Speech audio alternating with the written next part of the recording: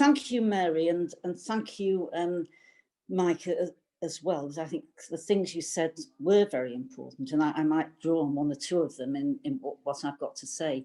What I'd like to do is to look at the implications of just some of the things that have happened over the past 9 months, and I think we'll go on for longer, and see what that might mean for how we might move forward to build a stronger economy, but a fairer economy as well. And today, yes, is a day for celebration. And it's the first time I think we've been able to feel optimistic for a long time that we're going somewhere towards the end of this virus. Not the end, but some light at the end of the tunnel. But of course, as we get to that position, we have to strike the reality, which I think we're pretty much aware of now, that there is going to be a great legacy of economic hardship that we have to address. And it's not just to do with the virus, it's also, of course, to do with Brexit and what happens now. And indeed, it's been assessed that the economic impact of Brexit, in whatever form that takes now, is going to be worse, permanently worse, than the impact of COVID. So there are two things there, and two great obstacles. So we're going to have a problem. We have to look at how to rebuild our economy and how to make things fair as well. And there are lots of challenges there, and we need to look at key environmental issues, in fact, running through all of the things we do, and to look at transport issues, very important. We look at local, regional and national transport, and that we look at the importance of new technology, of tackling poverty and inequality, and creating strong, diverse societies. Lots and lots of issues there. And he's thinking, what's the best way of actually going about that? Now, as Mike mentioned, during the crisis that we're already in, I think the impact of devolution started to become clear, and that's the devolution that we've got at the moment, where we heard the voice of Andy Burnham fighting for Manchester and for more support for businesses, and saying that he felt that Manchester was being treated unfairly. And we heard Jo Anderson, and we heard Jo Anderson not just talking about what needed to be done, but actually by working with the government, delivering a very important pilot scheme of mass testing, which is actually going to be taken forward. And again, promoting the argument that localities aren't just about having an opinion, it's about doing things as well. And one of the long-running arguments throughout this crisis has been that in local areas, testing can be carried out better by local public health authorities than it can by being organised centrally by the government in the way that they chose to do it. So I think these are very, very important things, devolution. But if we look at how we might go forward, I think it would be fair to say that while certainly Andy and Jo have been successful, and Jo, of course, very successful indeed in turning Liverpool round against the background, of course, support from Europe and all the other things that happened. And the devolution that we've got at the moment is pretty haphazard. Elected mayors, some very successful, some less successful. Not a very consistent system, sometimes cities, sometimes other areas, sometimes areas left out. And remember, when we're looking forward and looking at the importance of cities and the regions, we've got to look at towns as well.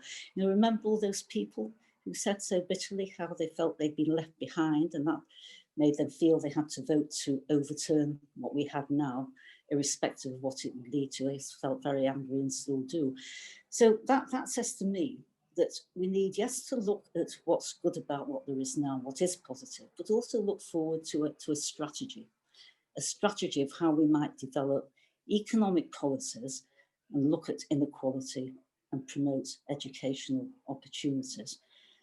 And I think that as well as having the devolution that there is now, and I think it's a patchwork, I think there are issues with it, but it's there.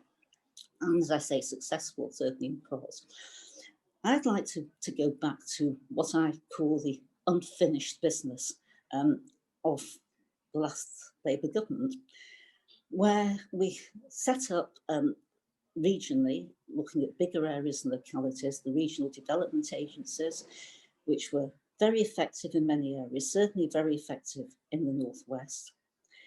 But that was never followed up by the other part of the equation that regionalists were arguing for, and that was the elected regional assemblies as well, so that there was that democratic input into what happened at a regional level.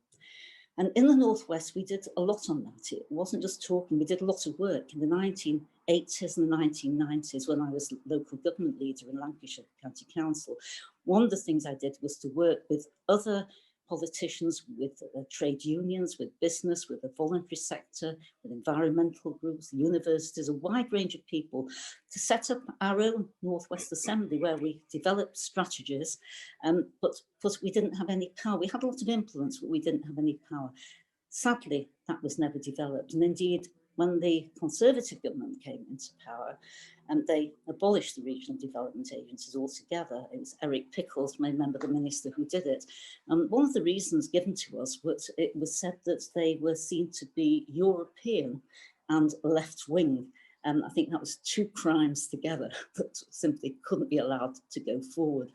But I've looked with interest at what's happened since. And as well as having the elected mayors, who certainly can be effective in their own areas, have been, I've looked at what's happened on a wider basis, because I think if you're looking at transforming economies, there are some things that have to be local, and cities are clearly very, very important in that, but you have to look wider as well. And I've looked at what's happened in setting up, for example, an organisation called Transport for the North, which brings together local authorities across the North, and is now adding other groups to it, to develop a transport strategy. And of course, linked to that can be an economic strategy. So I'm thinking, well, the Tory government abolished the regional development agency, said no good, but maybe now in a different form, and maybe a form that's more appropriate to where we are now, that sort of thing is being recreated. So I would say that as we look forward to what we want to do to recreate society, a better society, and an economy that works for more people, we need to look again at how devolution is working, not just how things are divided locally and regionally, but how that should influence national policy. Because it's no good having localities deciding what they want in their own patch when a national decision can put major investment, infrastructure investment, in a different part of the country altogether and not look at the needs of those individual areas. But there has to be a linking up too of local decision making with what's happening at a national level. And I think that's one of the challenges that comes forward. And all these things are challenging. There's no clear-cut answer. But I do think that this is one of the ways forward, because remember, when we looked at what's happened with COVID, it's clear the impact of COVID health-wise and in terms of the economy and poverty has not been even across the country. Certain areas have been affected more, and has always been, has been recognised for many, many years. Poverty and inequality lead to more ill health than happens if there isn't that ill health, that poverty and inequality. So we're looking at society as a whole. So I hope we can take these pointers and perhaps think again about how we might put them into practice if we really are going to rebuild our economies and have a fairer society for everyone, whether it's regions or whether it's individuals.